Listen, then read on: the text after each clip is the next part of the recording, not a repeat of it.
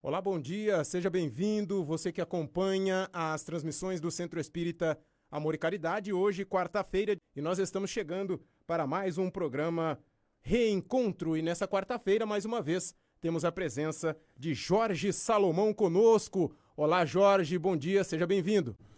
Olá, Theo, bom dia a todos os nossos telespectadores, muita paz a todos. É isso aí, deixa eu só arrumar aqui a câmera do Jorge, senão ele vai falar que eu tô perseguindo ele, né? É verdade, porque senão vai ter uma situação de desnivelação aqui entre nós, não vai dar certo. Não vai dar certo, não. Postou vídeos no YouTube e pelo que nós vimos ali, era uma pessoa muito resignada e acreditamos que no presente momento ele deve estar bem, acredito até que já tendo tomado consciência da sua situação presente e tendo, inclusive, resgatado o seu passado. Porque ele se mostrou uma criatura, segundo as lives que nós assistimos, uma criatura resignada, uma criatura que estava aí, inclusive, auxiliando muitas daquelas as que estavam desanimadas com a vida, embora não estivesse passando pela mesma situação que ele estava ali enfrentando enquanto encarnado. O Jorge, e na situação inversa, porque pode acontecer de, que nem no caso do nosso amigo, ele ficou acamado praticamente durante toda a vida, e eu, depois que você falou no programa passado, fui fazer umas pesquisas, ele fez curso de informática, ele fez várias atividades. E as pessoas, Jorge, em que nasce dentro de uma certa normalidade física, né, espiritual, e não aproveitam dessas coisas, e as pessoas falam, mas falando no espiritismo, estamos num país de prova e expiação, mas fulano não acontece nada, fulano tá sadio, fulano não sei o quê, mas até você falou no programa passado, o fato de não fazer o bem para as outras pessoas, isso gera débito, não gera débito para uma próxima encarnação? Não tenha dúvida, porque quando nós estamos na inércia, e a vida nos programou para a atividade, para a proatividade, não para a inércia. Aqueles então que se entregam à inércia, à preguiça, à vagabundagem, serão espíritos que irão ter que prestar contas dessa inércia, dessa sua omissão perante a consciência divina e que fatalmente terão uma futura existência, caso não despertem para essa grande realidade da vida, que é se colocar como instrumento de atividade por parte dos espíritos aqui na Terra. Disse André Luiz certa feita que Deus ajuda o homem pelo homem. Deus não se faz presente em carne e osso aqui. Então ele vai intuir você, Theo, vai intuir o Jorge ou outras pessoas para que nós sirvamos de instrumentação a fim de que Deus possa agir e aí espargir as sementes do bem aqui na Terra. Quando nós então recebemos essas intuições, para que nos mobilizemos, para que nos movimentemos e nós vamos fazer ouvidos moucos, ou seja, surdos, as investidas dessa intuição oriunda da divina providência, cruzamos os braços, portanto, nós responderemos por isso. Não somente respondem aqueles pelo mal que praticam, mas também respondem pelo bem que deixam de exercitar. Nós estamos aqui num curso existencial de intensa proatividade. Não há espaço para preguiça, não há espaço para vagabundagem, há espaço para muito trabalho, para muita luta, para podermos enfrentar os desafios. E se estamos numa situação um pouco melhor, temos o dever de auxiliar aqueles que estão numa situação não tão melhor quanto a nossa. Dizem os espíritos que os mais fortes têm o dever de ajudar os mais fracos. A gente teve um pequeno intervalo aí na nossa transmissão, mas eu acredito que agora já deve ter normalizado. Se alguém quiser fazer alguma pergunta dentro da nossa primeira pergunta aqui, que perdeu algum trecho, é só fazer que o Jorge vai repetir para vocês algum ponto que talvez vocês não tenham pegado aí da resposta do Jorge. E Jorge, né, a gente sempre fala aqui, né, não estamos querendo dizer que a doutrina espírita é melhor do que as outras religiões, porque cada um está aí na sua religião se sentindo bem, seguindo ali o que é passado, assim como acontece aqui na doutrina. Mas eu, depois que eu conheci a doutrina espírita, falando ontem sobre esse artigo do Sidney que chama Sem Discussão, a gente entende algumas situações que, vendo com outra ótica, da ótica de outras pessoas, não necessariamente de outras religiões, a gente consegue passar por situações até prevendo essa situação de provas e expiações, né, Jorge? A gente já consegue, que nem você falou no programa Despertar que a gente gravou, quando a pessoa chega discutindo, querendo mostrar um ponto por ser aquele ponto. A doutrina mostra pra gente um ponto de vista que a gente consegue contornar certas situações sem criar muita antipatia e criar inimizade com os amigos, até porque ela diz pra gente, como foi a nossa pergunta das provas e expiações, estamos aqui por um determinado sentido. Nós não estamos aqui à toa. E se você é um milionário, se você é uma pessoa pobre, se você é um super atleta, ou se você tem alguma dificuldade até para caminhar, de alguma maneira você está sendo testado. E aqui vem a minha pergunta. Isso é uma programação. A gente participou na espiritualidade desse processo de escolha para isso que está acontecendo agora, né, Jorge? Sem dúvida alguma, Theo. E sobre essa questão da programação de nossas existências, convido os nossos amigos ouvintes a estudarem aquela obra de André Luiz intitulada Missionários da Luz. Uhum. E ali nós vamos ver como funciona o processo de elaboração de nossas futuras existências. Se temos um certo merecimento esse que é elaborado através de nossa atividade no campo do bem, do amor, do cultivo das virtudes, naturalmente nós poderemos coparticipar juntamente com os engenheiros da genética espiritual, digamos assim, para a nossa futura existência. Todavia, a maioria de nós ainda não temos esse grau de coparticipação, porque ainda somos espíritos altamente endividados. Então, é a espiritualidade quem elabora o processo de nossa futura existência com base nos elementos que nós ali apresentamos, isso levando em consideração, digamos assim, o nosso currículo espiritual. Então a nossa participação é muito pequena, salvante aqueles casos de espíritos que já estão aí com uma certa possibilidade, repito, através das boas obras que realizaram, através do mérito, portanto, porque disse Jesus certa feita, a cada um será dado segundo as suas obras, que podem eles, portanto, participar, opinar até inclusive na formação do futuro corpo e alguns detalhes da sua futura existência também. Mas a maioria de nós não temos condições disso, não temos esse merecimento. Aí a espiritualidade formata a nossa futura existência com base nos elementos extraídos de nós mesmos, Entendi. ou seja, de nosso currículo espiritual. Vão dar uma olhada na nossa ficha e vai falar, bom, tem que ser assim, assim, assim. Sem discussão. Entendi. Sem discussão. Meio goela abaixo e tem que aceitar? Meio goela abaixo e tem que aceitar de qualquer jeito. E, tipo, a partir daí fica a nosso critério. Aí você nasceu, aí eles não vão interferir mais, né? Não, aí cabe o nosso livre-arbítrio, livre-arbítrio. Nós temos né? essa liberdade. Tem essa. Não quer dizer que o simples fato deles programarem as nossas existências, que nós estaremos hermeticamente fechados àquela programação. Porque vai aí funcionar um elemento muito importante, que é o elemento volitivo, ou seja, a nossa liberdade de ação, de agir, de pensar, de decidir a nossa vontade, enfim. Claro.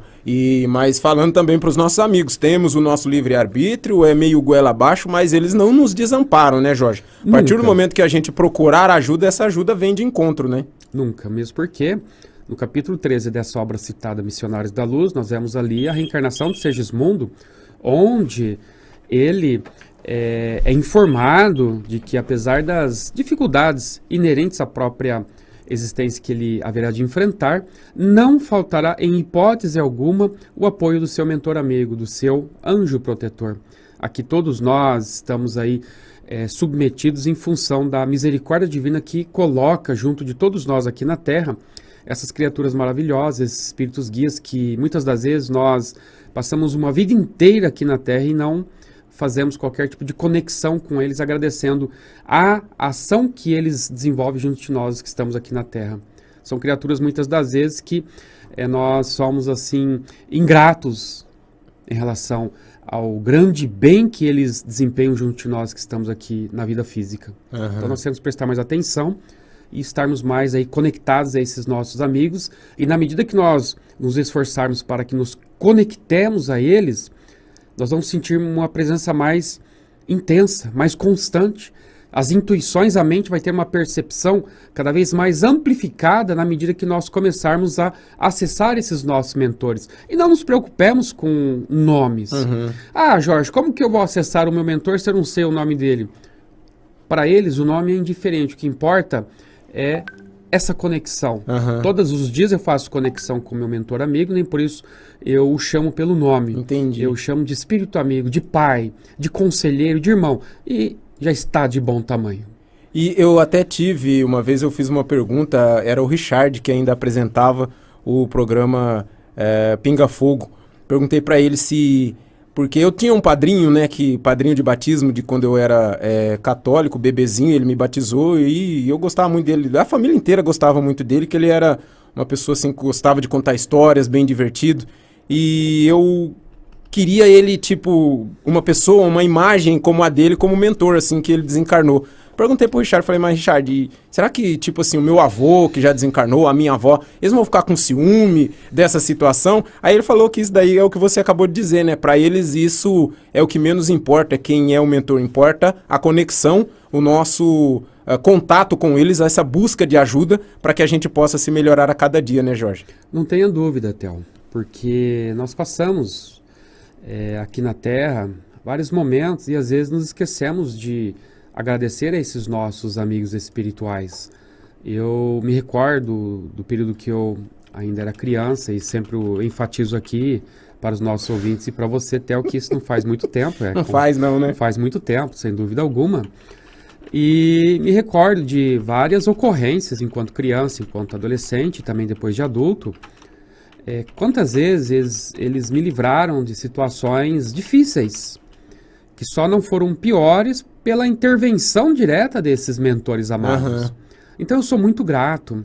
Todos os dias eu acordo e agradeço a Deus, a Jesus e principalmente chamo esses mentores e peço a Deus as bênçãos aos meus protetores. Isso que nós temos que fazer também todos os dias, porque fazermos oração para o nosso mentor, isso os empodera de uma tal forma que vocês não fazem ideia. Comecem a fazer essa experiência, a pedir a Deus que abençoe os nossos protetores, que os mantenham cada vez mais sob essa luz divina. E vocês vão receber tantas bênçãos, tanta ajuda, porque é uma via de mão dupla. É uma via de mão dupla. E isso é fundamental. Esses mentores vão estar cada vez mais próximos de nós, a ponto de nós quase que senti-los conversando ao pé do nosso ouvido.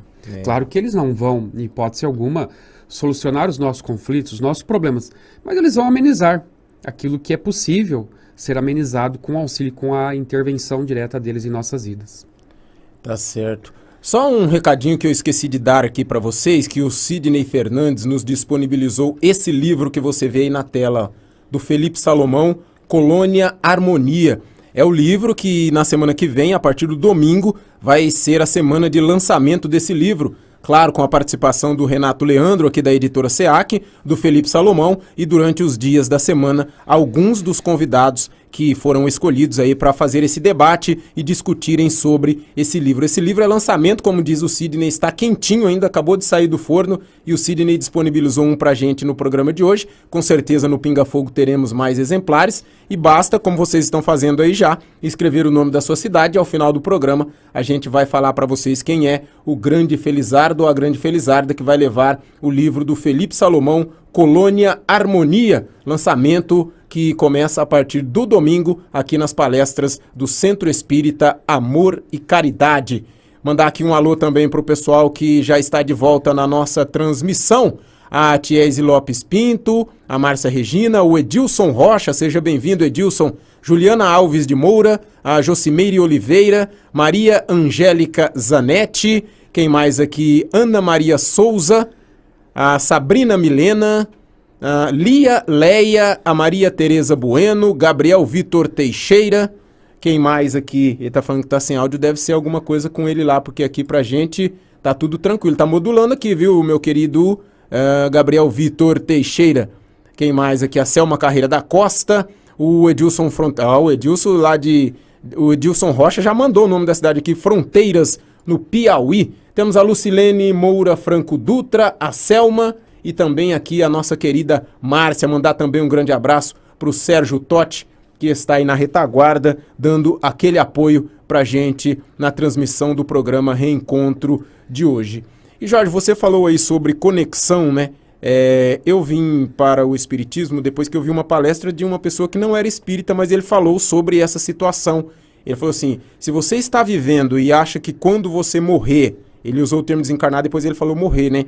Que até ele falou, pode ser que tenha alguém que está nos ouvindo e não conhece essa nomenclatura. Você acha que acabou tudo? Que não vai ter rescaldo, que você não vai ter nada para assinar lá e ver as suas coisas que você fez, você está muito enganado. Aí ele explicou várias outras coisas e falou que quando a pessoa morre, ela meio que não percebe já de imediato. Aí ele falou uma coisa que você acredita que eu faço todo dia? Toda vez que eu levanto, todo dia que eu levanto, a primeira coisa que eu faço é ir na parede, pôr a mão assim na parede, para ver se eu consigo tocar. Eu levanto assim, olho as coisas, tudo normal, e vou assim na minha cama, coloco a mão na parede atrás, bom, tô sentindo a parede, então acho que tá tudo normal. Aí faço minha oração e levanto. Então esse como eu sempre digo, não estamos falando que a doutrina é melhor que outras, mas isso é uma coisa que faz o nosso dia a gente vai sempre errar, né, Jorge? Mas isso ajuda a gente a errar um pouco menos e tipo assim, a partir do momento que você erra, você já está ciente de que aquilo vai ter uma sobra para você, vai refletir em algum lugar e vai voltar para você, coisa que pelo menos na minha opinião pessoal, em outras determinadas situações as pessoas fazem, não estão nem aí, só quando são cobradas que vão realmente saber que tinham que ter pensado melhor lá atrás, né? É verdade, Theo. Primeiramente, não há religião que seja melhor do que a outra. Mas pessoas que estão dentro das religiões sabem se comportar segundo seus princípios. Isso. Então não temos que fazer comparações, essa é melhor, aquela é ruim, aquela é pior, menos mal. Não, todas são ótimas. Por quê? Porque visam fazer com que nós, as criaturas, nos voltemos a Deus e desenvolvamos esses elementos indispensáveis à nossa própria evolução, que as nossas virtudes. Todavia, o que vale mesmo é nós estarmos dentro daquele caminho inseridos e abraçando aqueles princípios. Que eu costumo dizer que há pessoas que entram no espiritismo, mas o espiritismo não entra nelas. Tem essa questão de nos deixarmos influenciar por aqueles princípios e aqueles princípios nos modificar. Como disse certa feita Humberto Campos naquela mensagem intitulada Treino para a Morte, ele disse que é muito difícil, se não muito sofrível para aquelas pessoas que estão dentro de um segmento religioso e não conseguem se adequar àqueles seus princípios. É um sofrimento, é um tormento muito grande, porque você de repente está dentro do espiritismo e não se modificou. Então não é a religião que é ruim, é a pessoa que não está muito bem ali adaptada àqueles princípios. Ainda não se conectou, né? Ainda não se conectou, ainda não despertou para a realidade maior. E outro detalhe que nós temos que lembrar, que Jesus certa feita havia dito que a quem muito foi dado, muito será pedido. De modo que a nossa responsabilidade, segundo essa máxima do Cristo, é sempre proporcional ao grau de nosso conhecimento. Não podemos exigir responsabilidade de um aluno primário, mas podemos exigir de um aluno que já está aí no colegial, por exemplo. Então tudo tem o seu tempo, tem o seu momento.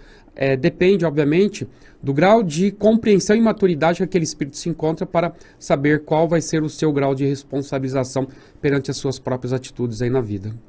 Ô Jorge, nessa questão da doutrina espírita, dos espíritos nos ajudarem, que nem a gente falou aí da programação, você vem e depois fica com você, mas eles te auxiliam, você tem o livre-arbítrio de fazer o que quiser. Mas que nem vamos pôr nesse caso, eu estava lá no YouTube, achei esse vídeo, comecei a me interessar pelo assunto. Isso pode ser que a minha pergunta é porque muitas pessoas aceitam com mais facilidade determinada religião. Vamos supor, a pessoa vai a um terreiro de Umbanda e ela se sente bem, ela meio que se familiariza com aquilo e aceita.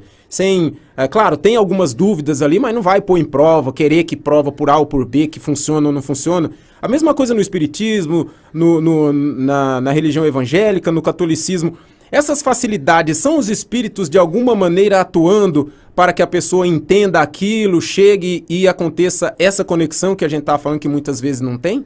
Kardec perguntou para os espíritos, ali no Livro dos Espíritos, se nós somos influenciados pelo mundo espiritual. Qual foi a resposta dada pela espiritualidade? Muito mais do que vocês imaginam. Por aí, então, nós já sabemos a proporção de influenciação desses nossos amigos espirituais em relação a nós que estamos aqui na Terra. Não quer significar com isso que nós sejamos verdadeiras marionetes e que não temos aí o poder do nosso livre-arbítrio. Nós somos estimulados para o bem, para o mal.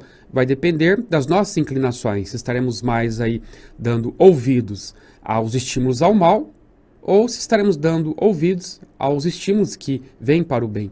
Vai depender, conforme disse o Cristo, de nós fazermos a nossa escolha. Se pegamos o caminho estreito, que nos leva à salvação, ou se pegamos o caminho largo, que nos leva à perdição. Depende de nós sempre. Porque isso é importante saber, porque há muitas pessoas que dentro aí de um entendimento ainda muito não alicerçado nas bases doutrinárias da doutrina espírita, acabam culpando os espíritos infelizes, os obsessores, pelas desditas que enfrentam aqui na Terra. Isso é errado. A responsabilidade é nossa. Porque muitas pessoas falam, eu fiz isso, falei aquilo porque o espírito me induziu. Errado. Errado, né? É nós que nos deixamos envolver. Não quer dizer também que esse espírito não vai ter o seu grau de responsabilidade. Mas, primeiramente, nós não nos eximiremos dessa responsabilidade, porque começou por nós. E ele não abre a porta e chega entrando, né, Jorge? Não. A gente tem que abrir a porta para ele. E né? Jesus nos ensinou como abrir essa porta e fechá-la àquelas companhias indevidas quando nos ensinou orai, vigiai para não cair em tentação. Nos mostrando que cabe a nós aceitar ou não essas sugestões. E ontem, Jorge, eu vi um vídeo sobre... Eu não sei se você, que como grande pesquisador, faz bastante leitura, no YouTube você já viu falar do Spook? Não. Eu vou dizer que ele se considera médium, ele fala algumas coisas. Aí ontem um canal fazendo uma análise dele, disse que ele foi levado por um senhor para o espiritismo, conheceu, só que em determinado momento ele falou que a doutrina espírita não estava mais... alimentando seus anseios de conhecimento. Aí, pelo pouco que eu já estou dentro da doutrina, eu acredito que a gente tem um infindável conhecimento ainda a ser descoberto dentro da doutrina espírita. Não tem como você dizer que já conheceu tudo que os espíritos podem nos ensinar em uma encarnação só, que acho que nem o Chico chegou a dizer uma coisa dessa, né, Jorge? Uma situação dessa vale muito aplicar aí aquela máxima socrática, segundo a qual disse Sócrates, hoje sei que nada sei. Quanto mais nós vamos explorando o conhecimento, mais nós vamos nos dando conta da nossa ignorância. E sob o aspecto da doutrina espírita, ela tem um amplo espectro de informações que uma única vida é muito pouco para que nós possamos abarcar num só golpe. Aqueles, eventualmente, que se dizem desapontados com a doutrina, nós aplicamos aquela fala segundo a qual muitas pessoas entram no espiritismo. Mas só que os princípios da doutrina espírita não entraram na essência daquela criatura, de modo que ela se mostrou impermeável.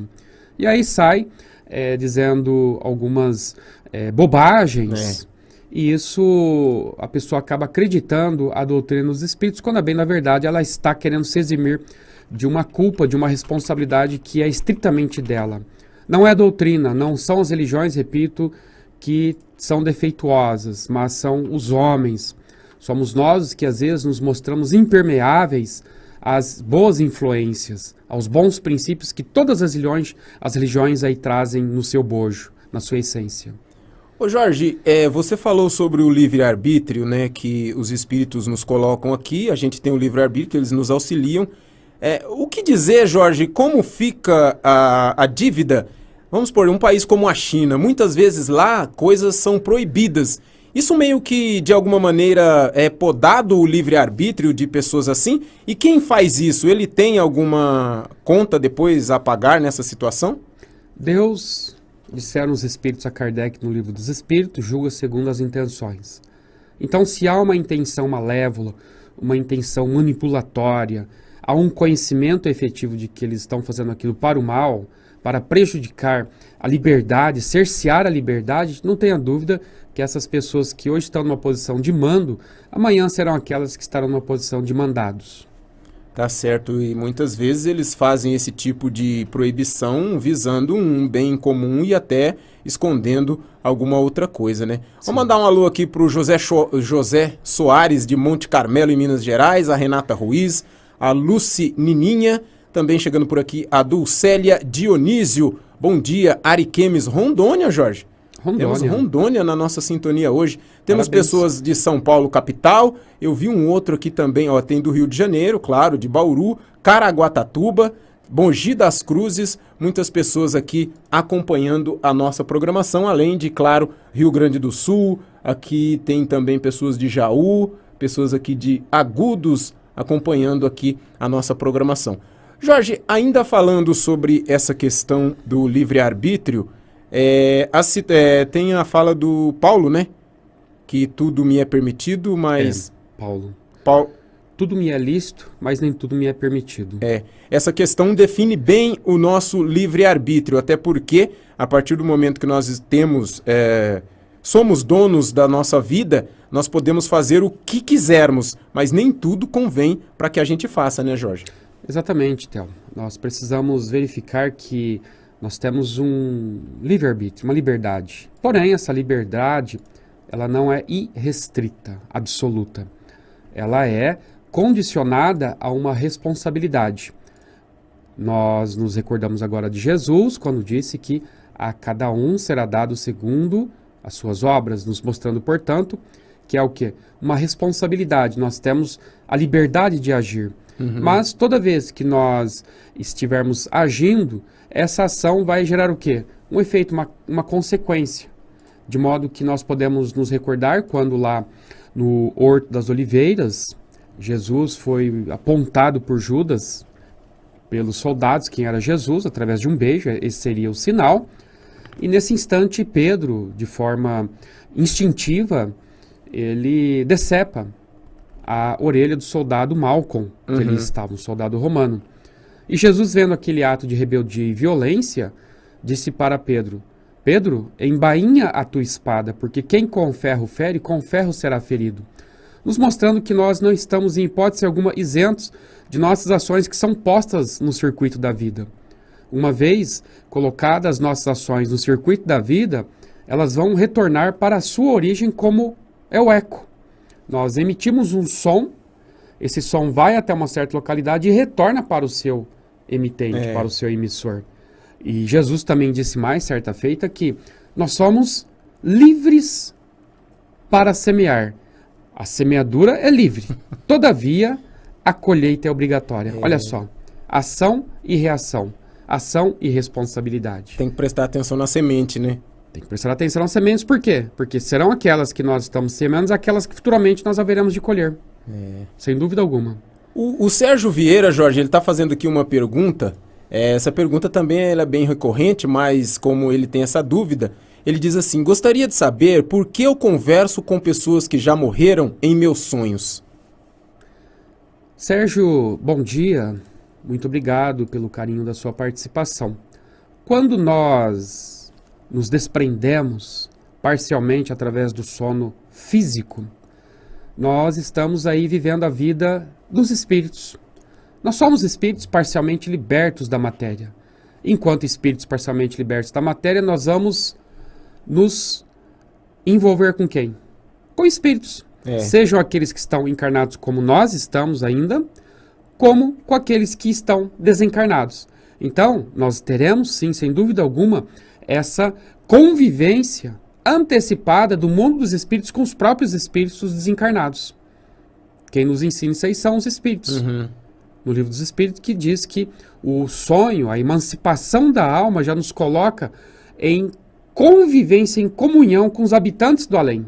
Então, quando todos nós, invariavelmente, dormimos, nós estaremos em contato com os desencarnados como nós, que estamos aí libertos parcialmente. Por que parcialmente? Se estivéssemos libertos totalmente, estaríamos desencarnados. Parcialmente porque estamos vinculados ao corpo. E aqueles os que estão libertos aí totalmente porque já são desencarnados. Então, quando nós saímos do nosso corpo através do processo emancipatório, nós estaremos no mundo dos espíritos.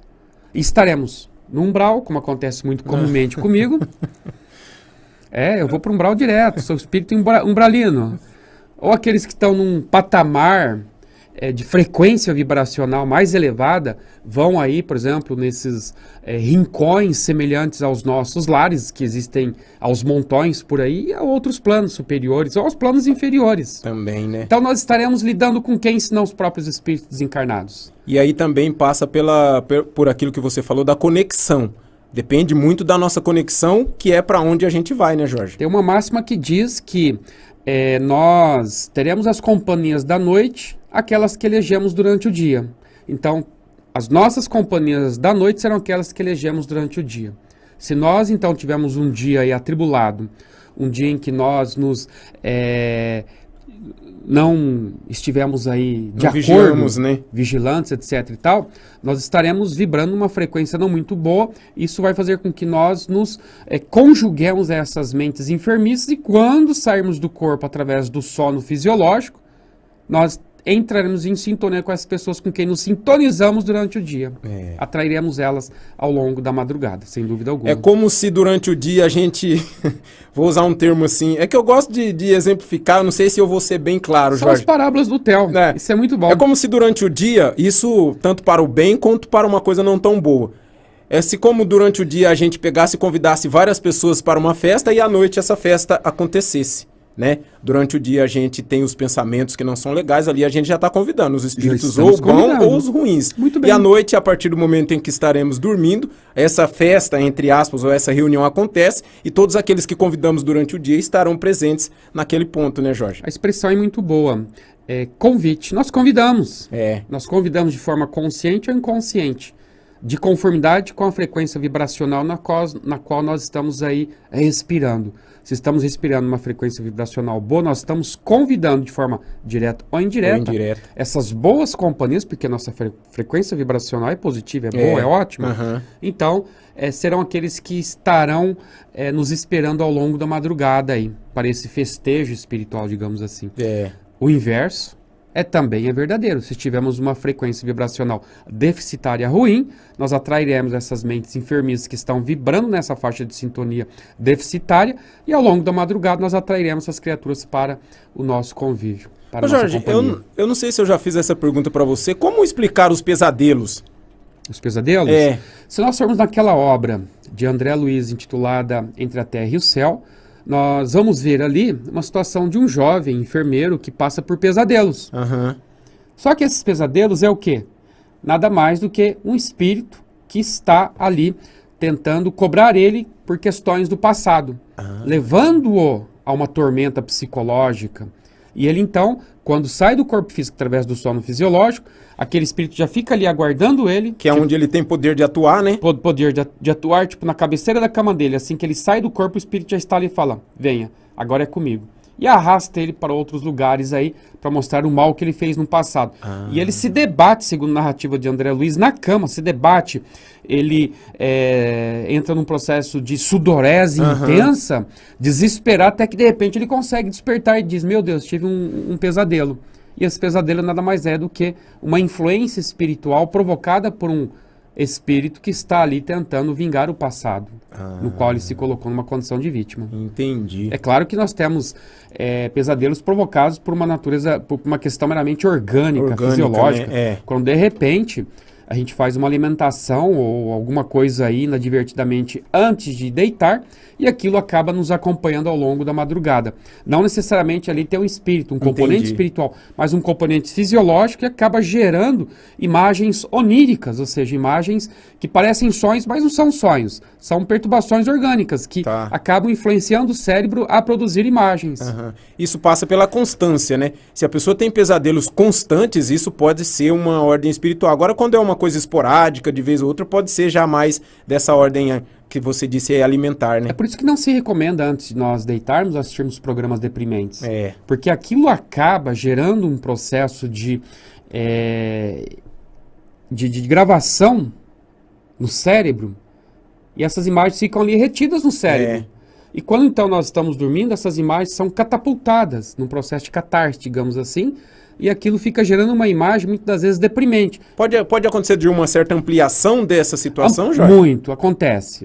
Por exemplo, naquele livro lá, A Ciência do Espírito, do Henrique Rodrigues, ele conta um fato curioso, de, por exemplo, uma pessoa que está dormindo, você vai ali aos pés dela, ou no braço, nas mãos, qualquer região ali sensível, e você faz um movimento qualquer. De repente ela vai despertar e vai dizer assim, sem ver que você estava fazendo ali uma cócega, passando uma pena na pele dela, por exemplo, ela fala, nossa, isso aí que tinha um monstro, uma barata do tamanho de um dinossauro caminhando na minha pele, no meu corpo. Quando é bem da verdade, o cérebro ampliou aquela sensação de você estar passando a pena na pele de alguém que está ali dormindo. Então isso ocorre um processo de ampliação.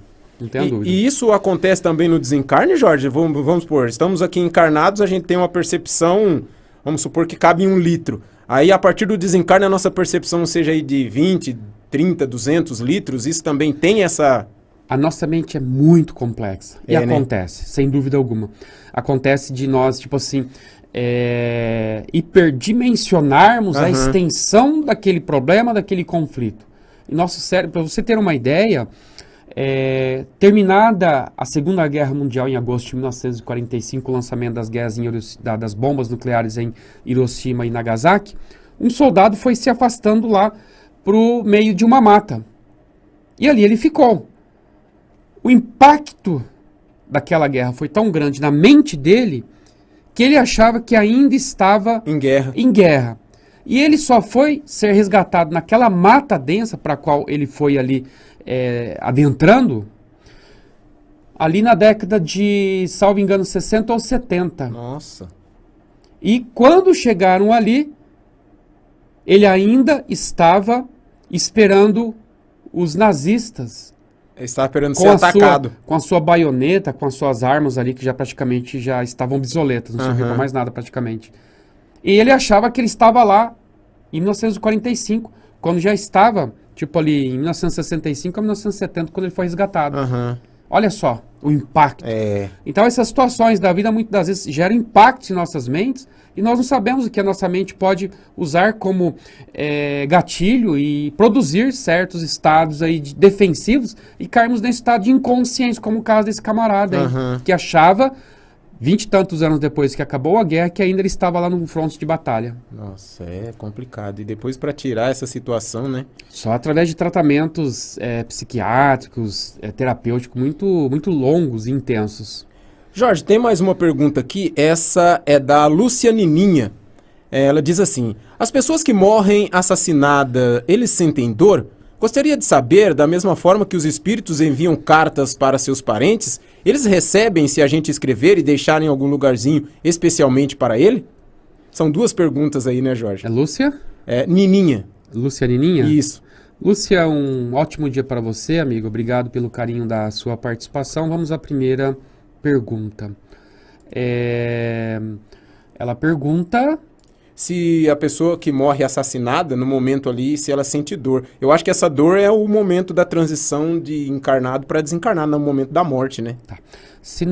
Eles vão comentar quais foram as impressões do post-mortem, ou seja, depois do desencarne, ou justamente no momento do desencarne. Muitos deles costumam dizer que, por exemplo, num caso de um acidente, como ali tem um caso de uma menina que sofreu um acidente de caminhão numa... Lambreta, ali na década de 70, lá em Goiânia, que era a sua terra natal. Me parece que é a primeira, ou a segunda ou terceira comunicação dessa obra aí. E ela comenta que estava ela mais um parente dela nessa mobilete, nessa lambreta, e de repente ela caiu, porque ela estava na garupa, foi ao solo e veio um caminhão e acabou causando esmagamento crânioencefálico. E ela narra em detalhes quais foram as sensações.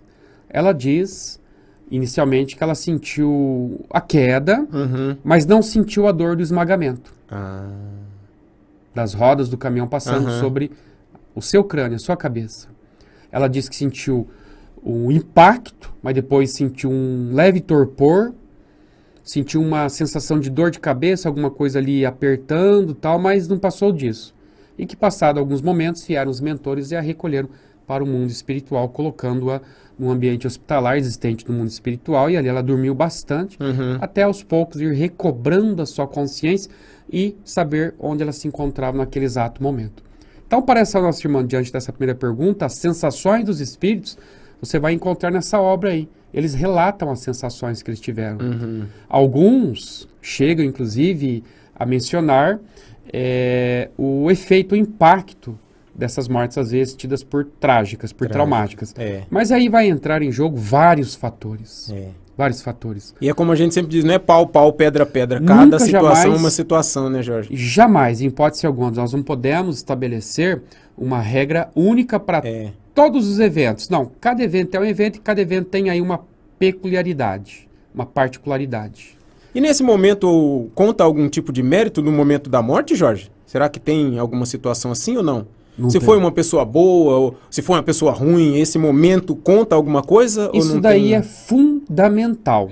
Que vai definir se o nosso desencarne será bom ou ruim. Nós vamos ver isso daí naquela obra de André Luiz, Ação e Reação, quando nós formos do capítulo que trata de um acidente ocorrido com uma aeronave, portanto um avião, em que nós vemos ali, André Luiz está assistindo os espíritos resgatistas trabalhando, retirando ali dos escombros daquela aeronave os espíritos cujos corpos estão ali estraçalhados pelo acidente. Mas um fato chama a atenção de André Luiz quando ele observa que os espíritos resgatistas estão tirando vários, mas alguns estão ficando ali presos aos despojos carnais. Ele não entende aquilo. Por quê, né? Na cabeça dele entende que aquilo é injusto. Se Deus é justo, por que está permitindo que isso aconteça? Ele pergunta para o mentor. O mentor fala, são situações diferentes. Aí entra a questão do merecimento, pessoas que estavam muito ligadas ou não à matéria, sensações fisiológicas, ao bem que exercitaram, ao mal que fizeram. Tem vários fatores que entram aí no cômputo para que eles recebam imediatamente, como esses aqui, o auxílio, ou não recebam imediatamente. Não vão receber imediatamente porque não tem mérito para isso. Mas não quer dizer que não receberão futuramente o auxílio que tanto necessitam. Como aconteceu com o próprio André Luiz, que ficou mais de 8 anos no umbral, esperando ali até que chegasse o momento dele, até que ele abriu o coração, até que ele conseguiu amealhar méritos para receber auxílio da espiritualidade e ser resgatado do umbral. E ele só descobriu que tudo isso dependia dele, a partir do momento que ele entendeu isso, né, Jorge? Sim, então conta muito, Theo. O auxílio espiritual imediato no momento do nosso desencarne. Por isso que temos que estar aí sempre bem preparados, uma vida existencial física muito bem planejada, porque nós não sabemos o nosso amanhã. O próprio Cristo havia dito que nós temos que estar sempre vigilantes, porque não sabemos quando que o ladrão vem. E o ladrão aí é a morte que vem confiscar a vida do nosso corpo físico. E nós temos que estar aí preparados. E até porque, né, Jorge, você deu o exemplo dessa pessoa aí, a gente vê, acho que é no Memórias de um Suicida, né? Que ele fica meio que revivendo o momento, o momento dele, então aí já tem essa diferença. Ela, quando vieram os espíritos bons e a levaram para alguma colônia, nesse outro caso já não foi tão fácil, né? Ele ficou meio que remoendo ali, então alguma coisa ainda estava amarrando ele, né? Infelizmente, a narrativa dessa obra aí de Ivone do Amaral Pereira, Memória de um Suicida, é uma narrativa dura, porém real. Inclusive até serve de alerta àqueles que estão querendo atentar contra a vida. Porque aí o relatório feito pelo Camilo Castelo Branco é deprimente. Porque ali ele diz textualmente sentir a dor do projétil penetrando o seu crânio, porque ele se suicidou com um tiro na cabeça. E ele sente. Ele ficou nessa situação no umbral 15 anos. 15 anos. Sentindo durante 15 anos o tiro, a hemorragia provocada e o mau cheiro dos seus despojos carnais sendo ali consumidos pelo processo da verminação.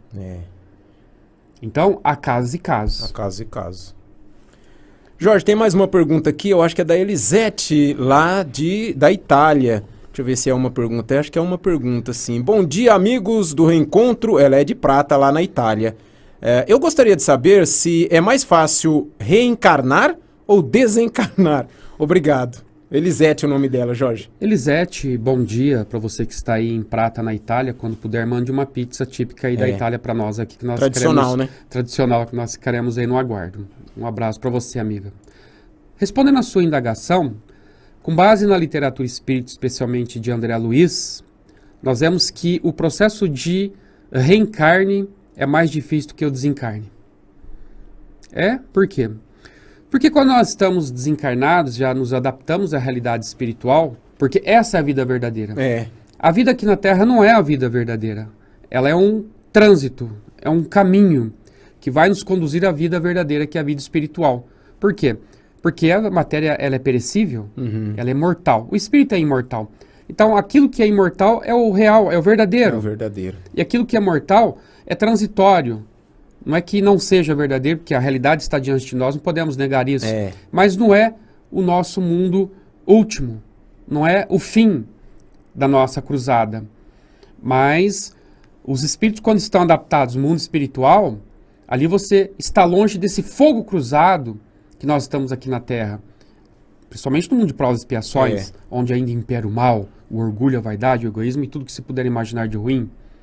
Então, em função disso, quando você está, por exemplo, imagine, em nosso lar, no mundo onde os habitantes são ali instados a manter como padrão básico um pensamento positivo, solidariedade, amor, compreensão, tolerância, você vive num paraíso.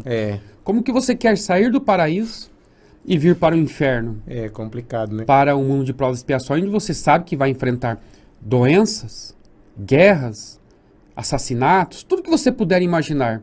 Então, reencarnar, dizem os espíritos, é mais doloroso do que desencarnar. Porque quando você desencarna, você deixa o sofrimento para trás. Desde que você, obviamente, tenha faça por merecer.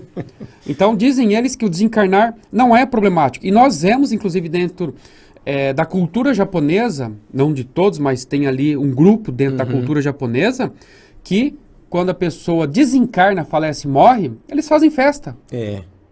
Por quê? Sabe que a pessoa abandonou esse mundo de provas e expiações. Mas, quando uma criança nasce, esse grupo faz o que? Eles choram, sabendo que aquela pessoa saiu de um lugar muito bom para vir aqui a esse mundo de provas e escarcéus. Então é complicado mesmo. Temos que analisar aí bastante. Deixa eu ver se tem alguma outra pergunta aqui no nosso Nós vemos isso, inclusive, desculpa, ali em nosso lar, com a irmã Laura, dona Laura, que está em vias de reencarnar. Ela está depressiva, está angustiada, pronto do menino Genésio ter que chegar nela e falar, meu amigo, o que está acontecendo? O que está pegando, né? Está pegando. Ela diz assim, irmão, é que quando a gente parte para a Terra, a gente sabe que nós nos tornamos como essa expressão dela, uma vela ao sabor dos ventos, das adversidades, das sensações fisiológicas. É uma chama que bruxoleia, ou seja, que é sacudida ao sabor das ventanias terrenas. E eu sei que é difícil, irmão. Ele fala, realmente, é complicado, mas você pode ficar tranquilo que você tem uma quantidade enorme de bônus horas. Olha só que interessante. Mérito que vai fazer com que ela tenha uma vida aparentemente tranquila aqui na Terra. Aparentemente. É os méritos. Tá certo. A nossa amiga Ana Maria Souza, Jorge, ela tem uma pergunta aqui. Ela diz o seguinte: como é a transição de uma pessoa que desencarna durante o sono? Ela percebe a morte ou não? Depende muito. Se for uma morte tranquila e suave, como a de um passarinho, ela nem percebe. Ela dorme aqui e desperta do outro lado da vida. Agora, vamos supor que é uma morte difícil, em que a pessoa fica ali nos estertores, ou seja, no sofrimento provocado pelo corpo, que de repente ela está numa morte agônica, ela sufoca, ela vai ter esse impacto. Tudo que nós enfrentamos aqui na Terra é passado para nossa mente, do cérebro para nossa mente. Então, se de repente a pessoa tem um desencarne e fica ali no estertor, se debatendo, se convulsionando, e o espírito está tendo consciência disso, está registrando. Isso vai impactar a mente do outro lado e vai, então, provocar aí um problema, até para que ele possa se desligar desse processo. Agora, se ele está ali dormindo, de repente tem uma morte súbita, uma morte que se diz, nossa, morreu como um passarinho, a pessoa nem mexeu para morrer, parou ali, o coração parou automaticamente, uma morte súbita. Essa daí, muito provavelmente, desde que tenha merecimento para tanto, que às vezes o desencarne muito tranquilo, faz com que o espírito pense que ainda está naquela situação. Então, para vocês verem que não há uma regra absoluta para cada um desses casos, porque cada caso é um caso. Desencarnar dormindo, por um lado, aparentemente parece que é bom, mas por um outro lado, se nós não tivermos o conhecimento, se não tivermos o preparo adequado, quando despertar, nós vamos pensar, nossa, que noite longa, essa noite não acaba nunca. E a pessoa vai pensar que ainda está encarnada, que ainda está aqui nesse mundo. Porque o processo de transição foi tão suave e tranquilo que ela não sentiu nada, mas também não teve preparo nenhum para entender a dinâmica do seu próprio desencarne. E fica do outro lado achando que está ainda encarnada. Inclusive, esse senhor que eu vi a palestra, que me deu assim, interesse pela doutrina, ele conta lá uma situação de um senhor que parece que todo dia levantava, ia para a praça, ficava ali, mas disse que ninguém vinha conversar com ele, todo mundo passava e parece que não via ele. Era uma situação dessa, né? Que a pessoa desencarna, ainda acha que está encarnado e continua fazendo as suas atividades. Isso acontece também, né, Jorge? Sim, bastante. Então é difícil nós estabelecermos aí que o processo de transição, quanto mais tranquilo, melhor para o espírito, vai depender muito, porque às vezes, quando a pessoa dorme e já empacota, ou seja, ela tem um mal súbito e não sofre absolutamente nada, pode ser que essa morte aparentemente tranquila vai fazer com que ela ache que ainda está encarnada. Mas, repito, vai entrar em jogo aí vários fatores. O gênero de vida, como que nós nos dedicamos aqui na Terra, a nossa preparação e muitos outros fatores. E aí então os espíritos virão em nosso encalço, nos ajudarão, dependendo, repito, do nosso merecimento para termos esses espíritos que nos recebam ali, logo que nós nos libertarmos do corpo físico. Tá certo. Jorge, eu vou só falar quem ganhou o livro aqui, depois eu tenho uma última pergunta para a gente encerrar o nosso programa.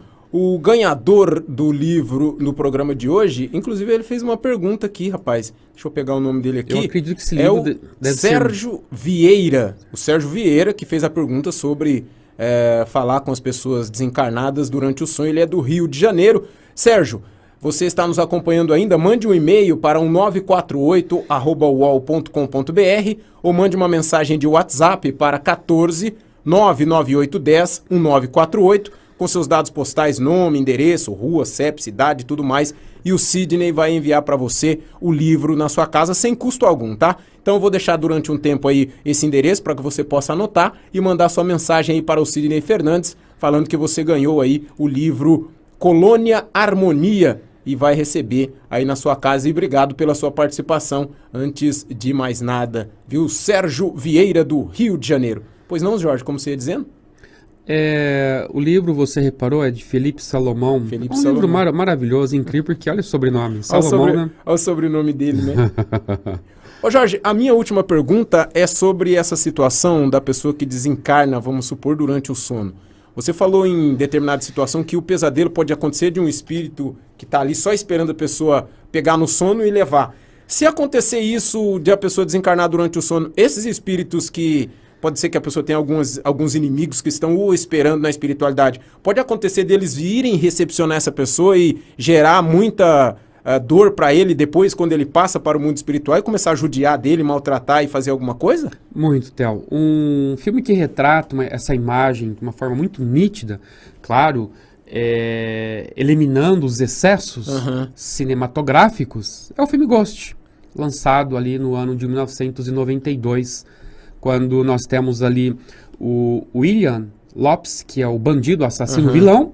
Ele desencarna numa consequência, ele tem um desencarne trágico. Ele é atropelado por veículos lá na rua, na via pública, e a hora que ele sai do corpo, ele olha assustado, ele olha o seu corpo ali prensado entre dois veículos, e daqui a pouco ele escuta um vozerio, um pessoal vindo das trevas, e acaba, então, pegando ele e levando lá para o mundo espiritual astral inferior.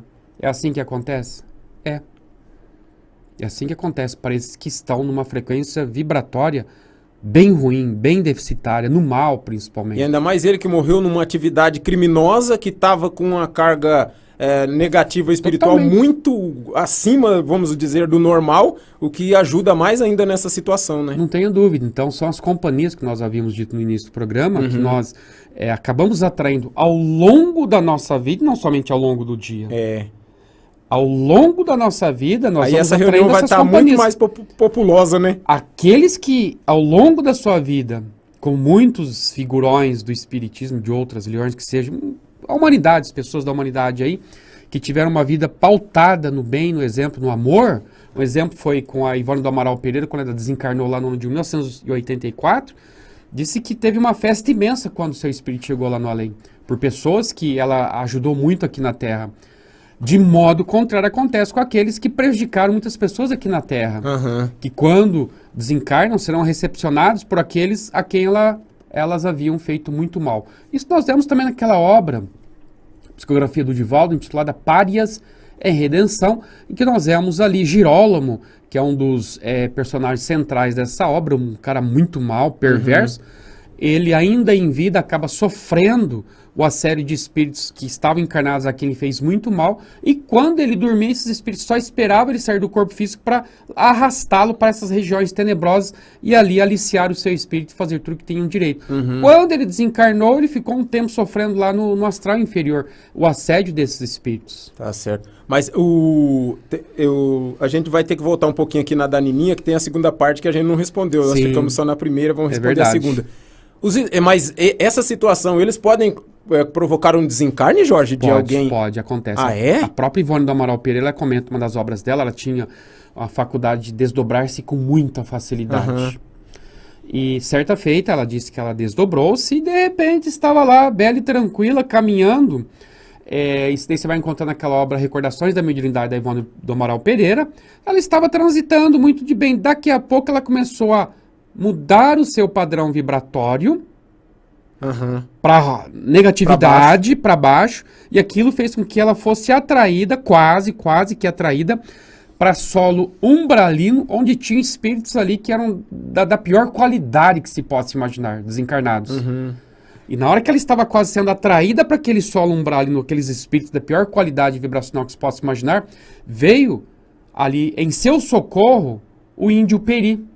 Um índio que a socorreu daquela região, deu-lhe ali um bom sermão, uma boa advertência e disse: olha, se mais um pouco você tivesse caído ali, o impacto da presença, da vibração daqueles espíritos iria ser tão grande que isso ia ser repassado para teu corpo que você ia ter um colapso cardíaco. Não faça mais isso provocaria o seu desencarne você dormindo. Olha só que interessante. Então pode, sim, com certeza. Às vezes, esses sobressaltos, esses sustos, esses tipos de assédios espirituais muito aí pesado, e a pessoa já tem uma propensão a um problema cardíaco, por exemplo, o impacto lá gatilho, né? O impacto lá no solo umbralino, nessa região astral, é tão intenso que aí aquilo acaba gerando um solavanco tão grande no corpo que o corpo não consegue trabalhar aqueles miasmas, aquelas energias, ele sucumbe através de uma parada cardiorrespiratória, um infarto, uma morte súbita. É possível. Que inclusive um vídeo desse senhor que eu vi, ele fala que é perigoso aqui, você ir em determinadas regiões de bandidagem, vamos supor que tem muito criminoso, não só aqui como lá também. Se você ir em determinados lugares, você também corre quase que os mesmos riscos que encarnado. Por isso que eu fiz essa pergunta. Não tem pessoas, por exemplo, que infartam quando descobrem que ganharam na Mega Sena? Então. Não tem pessoas que infartam diante de uma pistola apontada para eles? O impacto, o susto é tão grande que eles desencarnam. E do outro lado também, esses espíritos geram aí uma atuação tão grande que aquilo acaba descompensando as energias, a troca de energia entre espírito e o corpo não suporta, que já tem ali de repente uma propensão, algum distúrbio, né, já ali estabelecido, e isso só acaba agravando ainda mais o problema. E a outra pergunta dela, só pra gente encerrar, Jorge, ela diz assim, gostaria de saber se da mesma forma que os espíritos enviam cartas para seus parentes, eles recebem, se a gente escrever e deixar em algum lugarzinho especialmente para eles. A carta que eles recebem, naturalmente, é a carta que nós fazemos através das orações, das preces. E se nós, eventualmente, escrevermos alguma coisa ali para eles, num papel, materializar, através de carta mesmo, e colocarmos em algum local, o simples fato de nós estarmos pensando e escrevendo para aquele desencarnado, nós já estamos evocando ele, ou seja, atraindo ele, porque pensar é evocar, dizem os espíritos. Então, se você quer materializar, escreve uma cartinha e coloca em um determinado local, ele vai ter acesso a essa carta? Vai. Vai, porque nós não aprendemos no capítulo 14 da Gênese de Kardec que os espíritos leem os nossos pensamentos como se estivessem lendo um livro aberto e escancarado?